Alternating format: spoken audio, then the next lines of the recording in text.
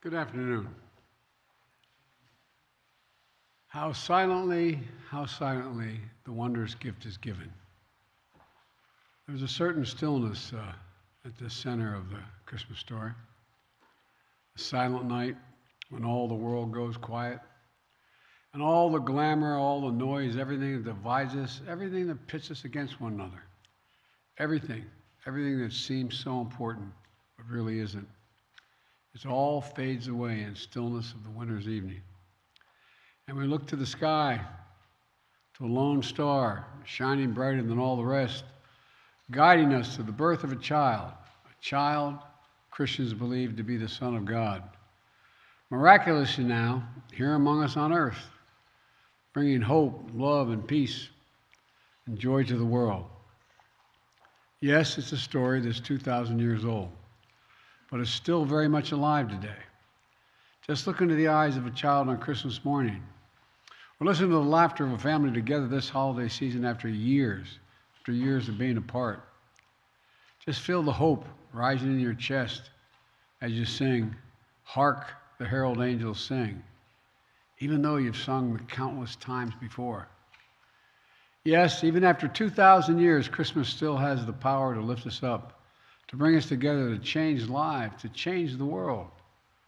The Christmas story is at the heart of the Christian faith. But the messages of hope, love, peace, and joy, they're also universal. It speaks to all of us, whether we're Christian, Jewish, Hindu, Muslim, Buddhist, or any other faith, or no faith at all. It speaks to all of us as human beings who are here on this earth, to care for one another, to look out for one another, to love one another. The message of Christmas is always important, but it's especially important through tough times, like the ones we've been through the past few years. The pandemic has taken so much from us. We've lost so much time with one another. We've lost so many people we loved. Over 1 million lives lost in America alone. That's 1 million empty chairs, breaking hearts and homes all across the country. Our politics has gotten so angry, so mean, so partisan. And too often we see each other as enemies, not as neighbors, as Democrats or Republicans, not as fellow Americans. We become too divided. But as tough as these times have been, if we look a little closer, we see bright spots all across the country. The strength, the determination, the resilience that's long defined America. We're surely making progress. Things are getting better. COVID no longer controls our lives. Our kids are back in school. People are back to work. In fact, more people are working than ever before.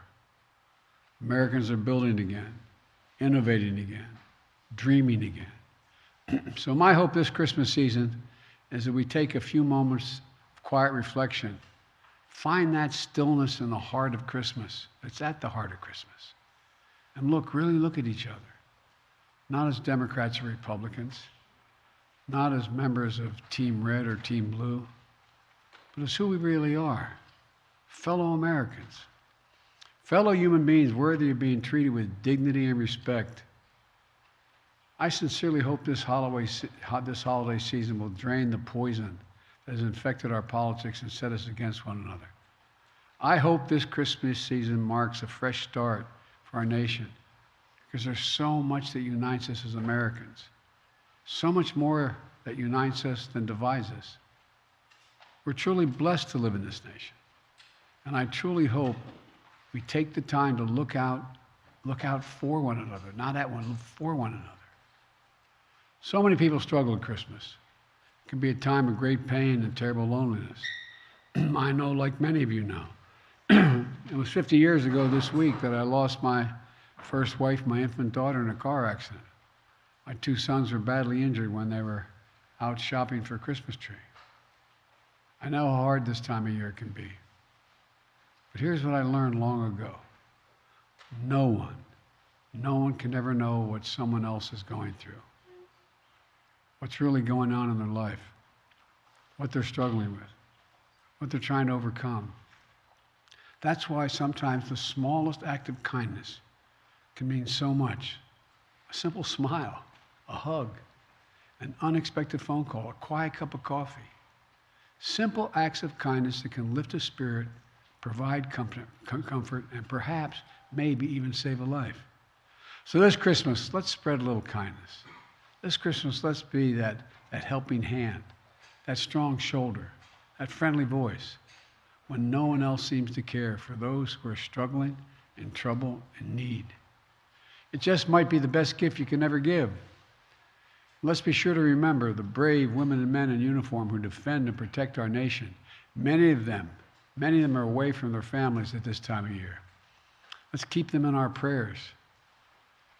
You know, I believe Christmas is a season of hope. And throughout the life of this country, it's been during the weeks of December, even in the midst of some of our toughest days, that some of the best chapters of our story have been written. It was during these weeks, back in 1862, that President Lincoln prepared the Emancipation Proclamation, which he issued on New Year's Day. At Christmas, 1941, in the weeks after Pearl Harbor, Franklin Delano Roosevelt hosted Winston Churchill in this White House. Together, they planned the Allied strategy to defeat fascism and autocracy.